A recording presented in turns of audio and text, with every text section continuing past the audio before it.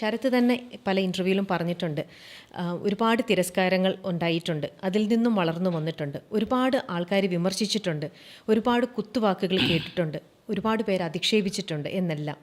ഇങ്ങനെ ഓരോന്നും കേൾക്കുമ്പോഴും എനിക്ക് ആ തിരിച്ച് അതേ വഴിയിലൂടെ, ഞാൻ വന്ന വഴിയിലൂടെ തിരിച്ച് നടക്കാൻ വേണ്ടിയിട്ടല്ല ഞാൻ ഇവിടം വരെ എത്തിയത്, മുന്നോട്ടാണ് എൻ്റെ യാത്ര. അങ്ങനെ വളരെ സ്ട്രോങ് ആയിട്ടും ബോൾഡായിട്ടും ശരത്ത് ചിന്തിച്ചു, ശരത്ത് സംസാരിച്ചു, ശരത്ത് ജീവിച്ചുകൊണ്ടേയിരിക്കുന്നു. എവിടെ നിന്നാണ് ശരത്ത് ഇതിനുള്ളൊരു കറേജ് കിട്ടിയത്? അത് ആക്ച്വലി ഇതൊക്കെ തന്നെയാണ്. അതായത് എനിക്ക് നമുക്ക് കിട്ടിയിട്ടുള്ള വിമർശനങ്ങളും അല്ലെങ്കിൽ നേരത്തെ പറഞ്ഞിട്ടുള്ള ഓരോ അവസ്ഥയിലൂടെ തന്നെ ജീവിതത്തിലേക്ക് കിട്ടുന്നൊരു ധൈര്യം ഉണ്ടാകുമല്ലോ, അത് തന്നെ ആയിരിക്കാം നമുക്കങ്ങനൊരു. പിന്നെയെന്ന് വെച്ച് കഴിഞ്ഞാൽ നമ്മൾ ഈ വിമർശനങ്ങൾ കിട്ടുമ്പോഴും അല്ലെങ്കിൽ നമ്മൾ പറയുന്ന കാര്യങ്ങളെ ഉൾക്കൊള്ളാതെ വരികയും നമ്മൾ പുറത്തള്ളക്കപ്പെടുകയും ചെയ്യുമ്പോൾ ഒറ്റയ്ക്കാണെന്നുള്ളൊരു ചിന്തയുണ്ടല്ലോ, നമുക്ക് ആരും ഇല്ല, ഒറ്റയ്ക്കാണ്. അപ്പോൾ അതുകൊണ്ട് നമുക്ക് നിന്നല്ലേ പറ്റുള്ളൂ. നമ്മളെ ഇൻഡസ്ട്രിയിലോ അല്ലെങ്കിൽ നമ്മൾ നിൽക്കുന്ന ഏത് മേഖലയിലായാലും നമുക്ക് വളരെ സ്ട്രോങ് ആയിട്ട് നിന്നാലേ പറ്റുള്ളൂ. നമ്മളെ സപ്പോർട്ട് ചെയ്യാൻ ആരില്ലാത്ത സ്ഥിതിക്ക്, നമുക്ക് തോറ്റു കൊടുക്കാൻ മനസ്സില്ലാത്ത സ്ഥിതിക്ക് അങ്ങനെ നിന്നേ പറ്റുള്ളൂ. അപ്പോൾ അങ്ങനെ കിട്ടുന്നൊരു ധൈര്യമായിരിക്കാം. പക്ഷെ ഒരിക്കലും തുടക്കത്തിൽ പോലും പതറിയിട്ടോ ഒന്നുമില്ലേ? ആദ്യം തന്നെ ഇങ്ങനെ ഒരു ധൈര്യം കിട്ടിയോ?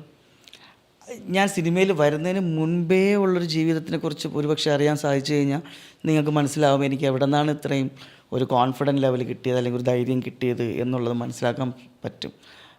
എല്ലാവർക്കും കഴിഞ്ഞ 8 കൊല്ലത്തിനിടയിലുള്ള ശരത്തപ്പാനിയെ മാത്രമേ അറിയാവുള്ളൂ. അല്ലെങ്കിൽ ഞാൻ മുമ്പൊക്കെ പല ഇൻ്റർവ്യൂവിലും പറഞ്ഞിട്ടുണ്ട്, പക്ഷെ എന്നാൽ കൂടി വളരെ ക്ലിയർ ആയിട്ടുള്ളൊരു ലൈഫ് സ്റ്റൈൽ ഞാൻ പറഞ്ഞതല്ലേ അറിയാവുള്ളൂ. എൻ്റെ ജീവിതത്തിലെ അനുഭവങ്ങൾ എനിക്ക് മാത്രമേ ഉള്ളതല്ലേ. അപ്പോൾ ആ അനുഭവങ്ങളിൽ നിന്നൊക്കെ ആയിരിക്കാം നമുക്ക് അങ്ങനെ ഒരു ധൈര്യം കിട്ടിയത്.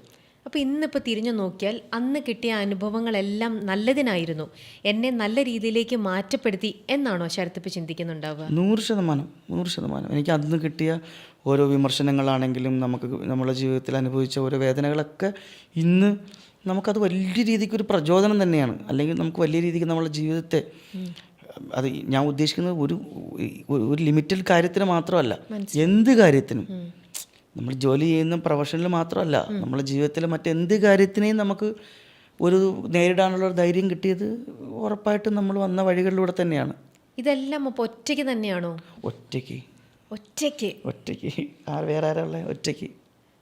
പലപ്പോഴും എനിക്ക് എൻ്റെ ജീവിതത്തിൽ ഇപ്പോൾ എനിക്ക് പരാജയങ്ങളൊക്കെ സംഭവിക്കുമ്പോൾ ഞാൻ ആലോചിക്കാറുണ്ട് ഇതെല്ലാം. ഞാനിങ്ങനെ പരാജയപ്പെട്ടിട്ടിരുന്ന് കരഞ്ഞുകൊണ്ടിരിക്കേണ്ട ഒരു മനുഷ്യനല്ല. അല്ലെങ്കിൽ ഞാനൊന്ന് തോറ്റുപോയെന്നും പറഞ്ഞിട്ട് 10 പേരെന്നെ കുറ്റം പറയുകയും കളിയാക്കുകയും ചെയ്യുമ്പോൾ എനിക്ക് അവരോട് ചിരി തോന്നും. എടാ പൊന്നു മനുഷ്യൻ, ഞാൻ ഇവിടെ ഇങ്ങനെ എത്തി നിൽക്കുന്നുണ്ടെങ്കിൽ അതിൻ്റെ പുറകിൽ ഞാൻ വന്ന വഴികൾ അത്രമാത്രമായിരുന്നു. ഞാൻ പറഞ്ഞില്ല, ഒരു 10ാം ക്ലാസ് സമയത്ത് ഞാനൊരു ഹൈസ്കൂൾ കാലഘട്ടത്തിൽ സ്കൂളിൽ പഠിക്കുമ്പം തന്നെ ഞാൻ പുറത്ത് രാത്രി ഉത്സവപ്പറമ്പുകളിൽ നാടകവും മൈമും അല്ലെങ്കിൽ ഇതൊക്കെ ചെയ്തിട്ടാണ് ഞാൻ വരുന്നത്. അപ്പോൾ എൻ്റെ ഒരു അറിവിൽ എനിക്ക് ഞാനൊരു ഈ സ്റ്റാൻഡേർഡിലൊക്കെ പഠിക്കുന്ന സമയത്ത് തന്നെ നാട്ടിലെല്ലാവർക്കും ഞാനൊരു താരമായിരുന്നു. ഒരു കലാകാരൻ എന്നുള്ളൊരു പേര് എനിക്ക് ഉണ്ടായിരുന്നു. തീർച്ചയായിട്ടും അധ്യാപകരുടെ ഇടയിലാണെങ്കിലും മറ്റ് പ്രമുഖരായിട്ടുള്ള എല്ലാ ആൾക്കാരുടെ ഇടയിലും കലാകാരൻ എന്നുള്ളൊരു ഇതുണ്ടായിരുന്നു. മാത്രമല്ല സ്കൂളിലെ കലാപ്രതിഭയായിരുന്നു സ്കൂളിൽ. പഠിക്കാൻ അങ്ങനെ വലിയ സംഭവമൊന്നുമല്ല, കാര്യം മുഴുവൻ സമയം ഇതിലായതുകൊണ്ട് പഠിക്കാൻ അങ്ങനെ വലിയ ഇതൊന്നുമല്ല, പക്ഷെ എന്നാലും പഠിക്കും. പിന്നെ എല്ലാ അധ്യാപകർക്കൊക്കെ എന്നെ വലിയ ഇഷ്ടമാണ്. നമ്മൾ ഈ പാട്ടും ഡാൻസൊക്കെ ആയതുകൊണ്ട് അധ്യാപകർക്ക് വലിയ ഇഷ്ടമാണ്. അങ്ങനെയായിരുന്നു എൻ്റെ ഒരു നാട്ടിൻ പ്രദേശത്തെ എൻ്റെ ഒരു ജീവിതം, അത് തന്നെയായിരുന്നു. പിന്നെ തിരുവനന്തപുരത്ത് മാനവീയം വീതി അറിയാമായിരിക്കുമല്ലോ, നമ്മുടെ തിരുവനന്തപുരം ജില്ലയിൽ. അപ്പം മാനവീയം വീതിയിൽ എല്ലാ ഞായറാഴ്ചകളിലും നമ്മൾ സ്ട്രീറ്റ് പ്ലേ അവതരിപ്പിക്കാൻ വേണ്ടി പോകും. കൊച്ചിയിലേ തന്നെ പോകും. അപ്പം അതുകൊണ്ട് തന്നെ ഒരു പെർഫോമൻസിനോടുള്ളൊരു പേടി അങ്ങ് മാറി. സഭാകമ്പം എന്ന് പറയുമല്ലോ, 10 പേര് കൂടുന്നിടത്താണ് നമുക്ക് കുറച്ചും കൂടി കോൺഫിഡൻറ്റ് കൂടുന്നത്. ആളില്ലെങ്കിലാണ് അവിടെ നമുക്കൊരു വിഷമം. ആളെ കൂട്ടി പെർഫോം ചെയ്ത് തുടങ്ങിയത് വളരെ കൊച്ചിലെ ആയതുകൊണ്ട് ആള് കൂടുന്നതാണ് ഇഷ്ടം, ആൾക്കാരെയാണ് ഇഷ്ടം എനിക്ക് എപ്പോഴും. അപ്പോൾ ഇത് ടീച്ചർ പറഞ്ഞു കഴിഞ്ഞപ്പോഴും വീട്ടിൽ ഇത് അത്രത്തോളം സപ്പോർട്ടിങ് വീട്ടിൽ എങ്ങനെയെന്ന് വെച്ചാൽ ഞാൻ എൻ്റെ, കാരണം അച്ഛനും അമ്മയും പ്രതീക്ഷിച്ചിട്ടില്ലല്ലോ മോൻ ഇങ്ങനെ ഒരു അഭിനയത്തിലേക്കൊക്കെ വരും. ഇതെന്താണെന്ന് വെച്ചാൽ എൻ്റെ അമ്മയുടെ അമ്മാമ്മയ്ക്കായിരുന്നു എന്നെ ഏറ്റവും കൂടുതൽ അഭിനയം എന്നല്ല എന്നെ സപ്പോർട്ട് ചെയ്യുന്നത്. അപ്പോൾ എന്നെ കൊച്ചിലെ പരിപാടിക്ക് കൊണ്ടുപോകുന്നതും അല്ലെങ്കിൽ എന്നെ ഓരോ മത്സരത്തിന് കൊണ്ടുപോകുന്നതൊക്കെ അമ്മാമ്മയായിരുന്നു. അച്ഛനും അമ്മയെന്നൊക്കെ അച്ഛൻ എന്നൊക്കെ പറഞ്ഞാൽ അന്നന്ന് ജോലി ചെയ്ത് ജീവിക്കുന്ന ആൾക്കാരാണല്ലോ. അപ്പോൾ അവർക്ക് ഇതിനെക്കുറിച്ചൊന്നും വലിയ ധാരണകളൊന്നും അന്നേ ഇല്ല. ഇഷ്ടമാണ് ഓ എല്ലാ പേരൻസിനും അവരെ കുട്ടികൾ സ്റ്റേജിൽ ഡാൻസ് കളിക്കുന്നതും കാണാൻ ഒക്കെ വളരെ ഇഷ്ടമാണ്. പക്ഷെ അത് ഒരു പകുതി കഴിയുമ്പോൾ, എൻ്റെ നാട്ടിലൊക്കെ എന്ന് വെച്ചാൽ അതൊരു പകുതി കഴിഞ്ഞപ്പോൾ, എൻ്റെ ഒരു +2 കാലഘട്ടമൊക്കെ കഴിഞ്ഞപ്പോൾ തന്നെ ഇത് മാത്രമായിട്ട് ഇവൻ പോകും എന്നുള്ളൊരു ധാരണ ഇവർക്ക് വന്നു ആ സമയം തൊട്ടേ. അപ്പം എനിക്ക് തടസ്സങ്ങൾ ഉണ്ടായിരുന്നു. അത് അവരെ ഒരിക്കലും കുറ്റം പറയാൻ പറ്റില്ല. കാര്യം എന്നെ ഡിപ്പെൻഡ് നെക്സ്റ്റ് ഞാനാണ് അവരെ നോക്കേണ്ടത്. പെങ്ങൾ വളർന്നു വരുന്നു, പിന്നെ അച്ഛനുണ്ട്, അമ്മ, മുത്തശ്ശൻ മുത്തശ്ശിയൊക്കെ വയസ്സായി. അപ്പം എല്ലാ കാര്യങ്ങളും നോക്കേണ്ടത് ഞാനാണ്. നല്ലൊരു വീട് വെച്ചിട്ടില്ല, അറിയാമല്ലോ, നോർമൽ ലൈഫല്ലേ നമ്മളെ ജീവിതം എന്നൊക്കെ പറഞ്ഞു. അപ്പോൾ അതുകൊണ്ട് എല്ലാവരെയും ആഗ്രഹം പോലെ പഠിച്ചൊരു ജോലിയൊക്കെ വാങ്ങണം എന്നുള്ളത് തന്നെയായിരുന്നു. പക്ഷെ ഞാൻ 10ാം ക്ലാസ്സിൽ ഞാൻ സ്കൂളിൽ പഠിക്കുന്ന തൊട്ടേ ജോലിക്ക് പോവും. ജോലിക്ക് പോവും.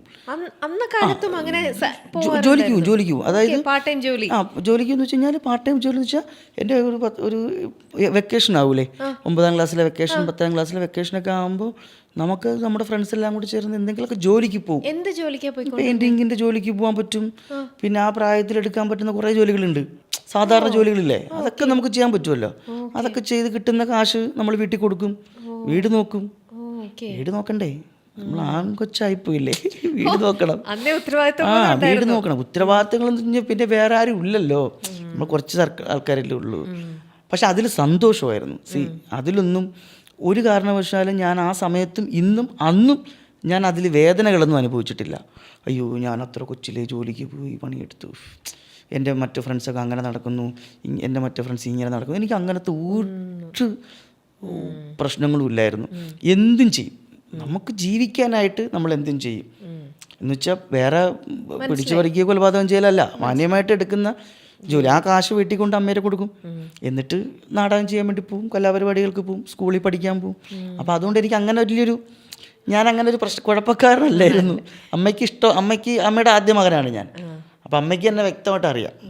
അപ്പം അങ്ങനെ പോയി. പക്ഷെ ഒരു +2 ഒക്കെ കഴിഞ്ഞപ്പോഴത്തേക്ക് അച്ഛൻ വളരെ സീരിയസ് ആയിട്ട് എന്നെ പറഞ്ഞു, ഇനി ഇതൊക്കെ ഒന്ന് നിർത്തിക്കോ, നടക്കില്ല, അടുത്ത് എന്താണ് എന്നുള്ളത്. അച്ഛൻ അന്നും പറഞ്ഞിട്ടുണ്ടായിരുന്നു, എന്തെങ്കിലും ഒരു തൊഴിൽ പഠിക്കണം എന്നുള്ളത് അച്ഛൻ്റെ വളരെ വാശിയായിരുന്നു. എന്തെങ്കിലും ഒരു ജോലി പഠിക്കണം, ടെക്നിക്കലായിട്ട് എന്തെങ്കിലും ഒരു പണി പഠിച്ചിരിക്കണം. ഞാനത് പഠിച്ചില്ല, എനിക്ക് അങ്ങനെ ഒരു പരിപാടി അറിയില്ല. അച്ഛൻ എന്നെ അങ്ങനെ IT കൊണ്ട് ചേർത്തു, ഇലക്ട്രീഷ്യൻ. ഒരു തൊഴിൽ അറിഞ്ഞിരിക്കണം. നമ്മൾ എവിടെയെങ്കിലും പോയി കഴിഞ്ഞാൽ നമുക്ക് ചിലപ്പോൾ ഇത് മാത്രം കൊണ്ട് നിനക്ക് ജീവിക്കാൻ സാധിച്ചില്ലെങ്കിൽ ഒരു തൊഴിൽ അറിഞ്ഞിരിക്കണം എന്നുള്ളത് എൻ്റെ കസിൻസും എല്ലാവരും പറയുമായിരുന്നത്. ഇനി എന്തെങ്കിലും തൊഴിൽ പഠിക്കണം. പക്ഷെ ഞാൻ അതിനൊന്നും ശ്രമിച്ചില്ല എന്നുള്ളതാണ് സത്യം. +2 ഒക്കെ കഴിഞ്ഞപ്പോൾ എൻ്റെ സുഹൃത്തുക്കൾ എന്നോട് ചോദിച്ചു, എങ്ങനെയും കഷ്ടിച്ചൊക്കെയാണ് ഞാൻ +2 ജയിച്ചത് തന്നെ. എന്നോട് സുഹൃത്തുക്കളൊക്കെ ചോദിച്ചു, അടുത്ത നെക്സ്റ്റ് ഓപ്ഷൻ എന്താണ്, നമ്മളൊക്കെ നേഴ്സിങ്ങിന് പോകണു. ഞാൻ ബയോളജി സയൻസായി പഠിച്ചത്. അപ്പോൾ എല്ലാവരും നേഴ്സിങ്ങിന് പോകുന്നു, എൻജിനീയറിങ്ങിന് എൻട്രൻസ് എഴുതുന്നു. ഞാനതൊന്നും പോയില്ല. ഞാൻ എക്സാം എങ്ങനെയെങ്കിലും പാസ്സാവണം, വീട്ടിൽ കയറ്റാൻ വേണ്ടി എക്സാം എങ്ങനെയെങ്കിലും പാസ്സാവണം. പാസ്സായി കഴിഞ്ഞാൽ നെക്സ്റ്റ് സ്റ്റെപ്പ് നേരെ തൃശ്ശൂർ സ്കൂൾ ഓഫ് ഡ്രാമയിൽ ആക്ടിങ്ങിൻ്റെ അഡ്മിഷൻ എടുക്കണം, പഠിക്കാൻ പോകണം. അപ്പോൾ അതിന് മുമ്പേ തന്നെ എൻ്റെ ഒരു ഫ്രണ്ടുണ്ട്, മനു എസ് പ്ലാവിള, മനു എന്ന് പറഞ്ഞ കൂട്ടുകാരുണ്ട്. ഞാനും അവൻ ഒരുമിച്ചാണ് സ്കൂൾ കലോത്സവങ്ങൾക്കൊക്കെ. അവൻ 9ാം ക്ലാസ്സും ഞാൻ 8ാം ക്ലാസ്സും. അപ്പോൾ അവൻ +2 പാസ്സായിട്ട് അവൻ ഓൾറെഡി ഡിഗ്രിക്ക് സ്കൂൾ ഓഫ് ഡ്രാമയിൽ ജോയിൻ ചെയ്തു. പിന്നെ ഞാൻ പുറകെ പോകണം. ഞാൻ പോകുമ്പം അവൻ സെക്കൻഡ് ഇയറും ഞാൻ ഫസ്റ്റ് ഇയർ. എന്നിട്ട് ഞങ്ങൾ ഒരുമിച്ച് വീണ്ടും പോകണം, അടുത്ത പരിപാടികൾ പിടിക്കണം. അപ്പോൾ സ്കൂൾ ഓഫ് ഡ്രാമയിലൊക്കെ പോകാൻ തന്നെ കാരണം ഈ പറഞ്ഞ രഞ്ജിത്ത് സാറിൻ്റെ അന്നത്തെ സിനിമകളും അതൊക്കെയാണ് നമ്മുടെ മനസ്സിലുള്ളത്. അങ്ങനെ അവൻ സ്കൂൾ ഓഫ് ഡ്രാമയിൽ പോയി. പക്ഷെ എനിക്ക് പോകാൻ പറ്റിയില്ല. എനിക്ക് അവിടെ അഡ്മിഷൻ എടുക്കാനുള്ളൊരു സാഹചര്യം കിട്ടിയില്ല. എനിക്ക് ഇവർ അച്ഛനും അമ്മയൊക്കെ അറിഞ്ഞു, അമ്മയല്ല അച്ഛനൊക്കെ അറിഞ്ഞു, പറ്റൂല എന്നൊക്കെ പറഞ്ഞിട്ട് സമ്മതിച്ചില്ല. പക്ഷെ ഞാൻ എന്താ ചെയ്തതെന്ന് വെച്ചാൽ, ഞാൻ ആ വർഷം പഠിച്ചില്ല ഒന്നും. പക്ഷെ ഞാൻ ആ വർഷം മുഴുവൻ നാടകം ചെയ്തു. നാടകങ്ങളിൽ വളരെ സജീവമായി. എനിക്ക് പക്ഷേ സ്കൂൾ ഓഫ് ഡ്രാമയിൽ പഠിക്കാൻ പോകാത്തത് കൊണ്ട് ഞാൻ അത്രയും എനിക്ക് സ്റ്റേജുകൾ പെർഫോം ചെയ്യാൻ പറ്റി. കുറേ അധികം വേദികൾ എനിക്ക് അതിനുശേഷം ചെയ്യാൻ പറ്റി. കുറേ അധികം നാടക സുഹൃത്തുക്കളെ എനിക്ക് ഉണ്ടാക്കാൻ പറ്റി.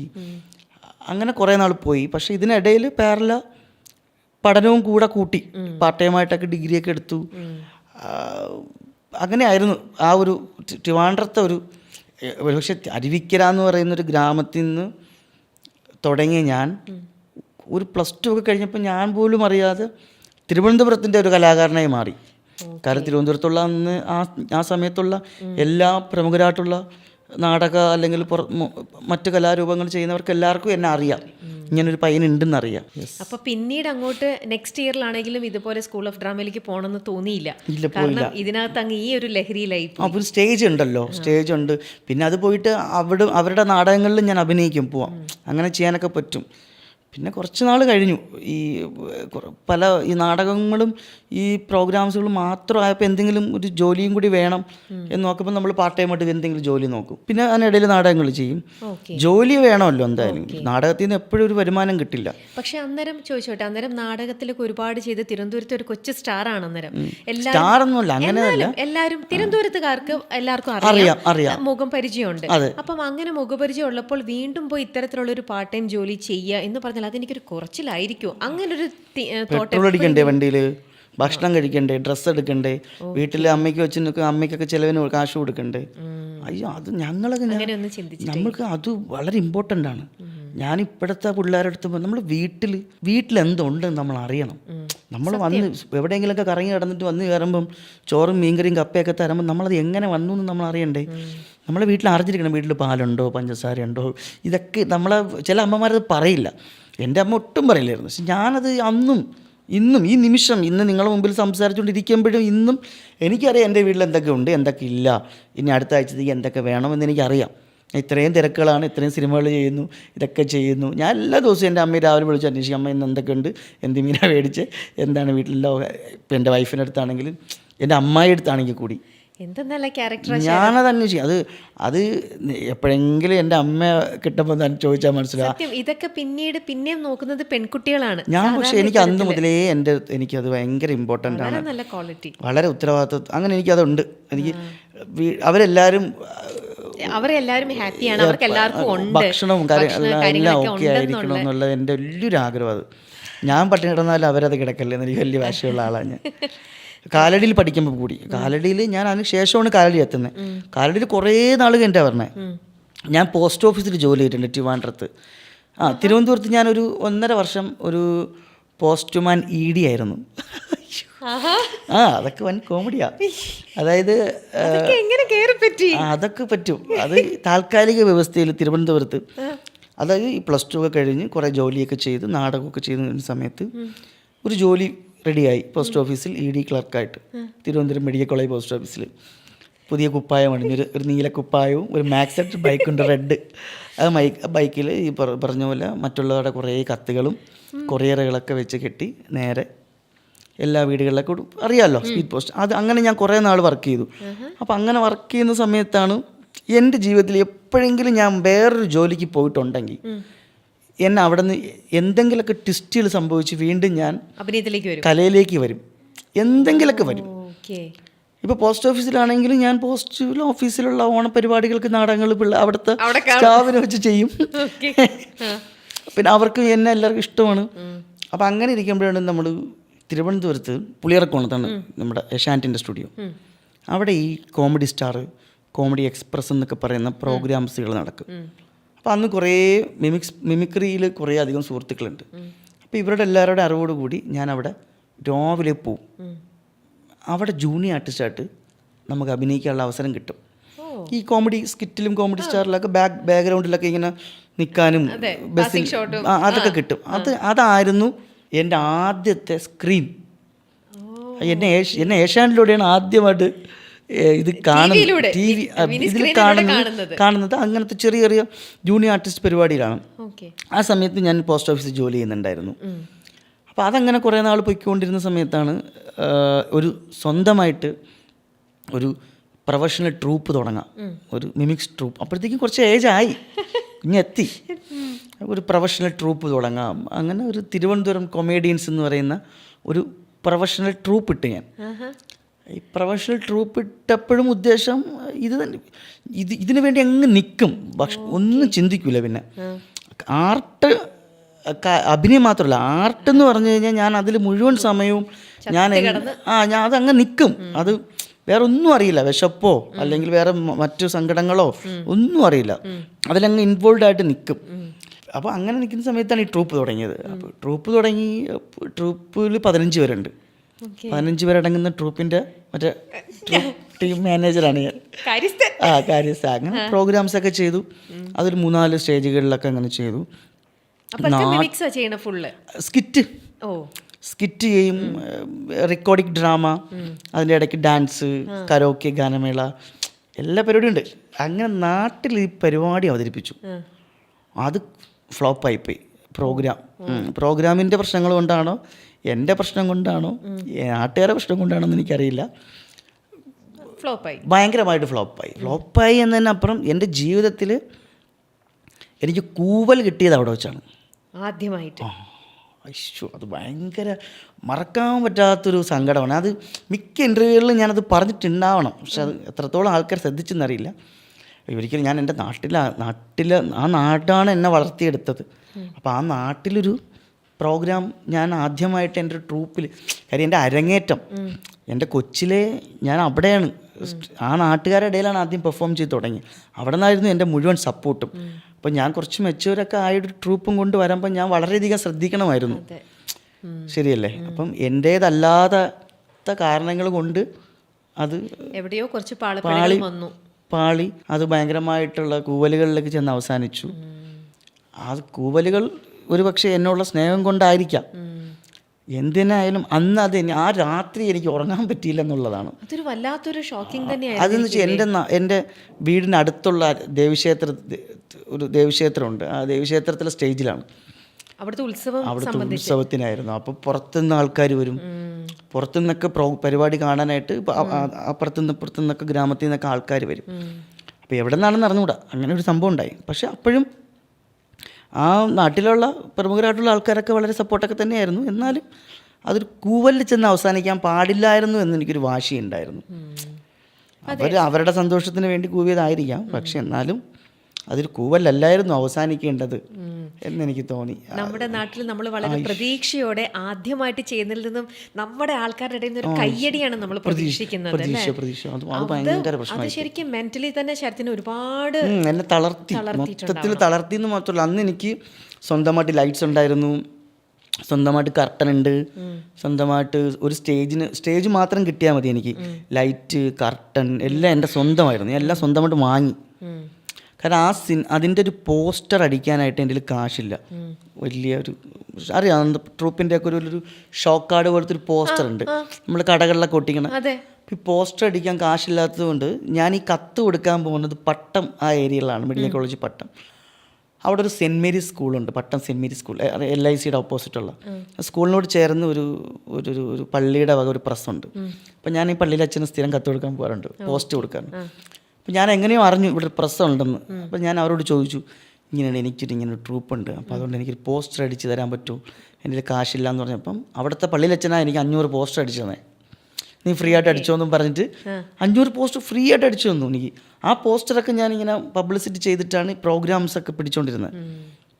പിന്നെ എൻ്റെ കൂടെ പ്രോഗ്രാം ചെയ്യാൻ വന്ന ആൾക്കാരും എന്നെപ്പോലെ തന്നെ, അല്ലെങ്കിൽ എന്നെക്കാട്ടി കുറേ എക്സ്പീരിയൻസ് ഉള്ള ആൾക്കാർ തന്നെയാണ്. അപ്പോൾ അവരുടെ ഇടയിൽ ഞാനാണ് പ്രായം കുറഞ്ഞ ഈ ടീം ലീഡർ.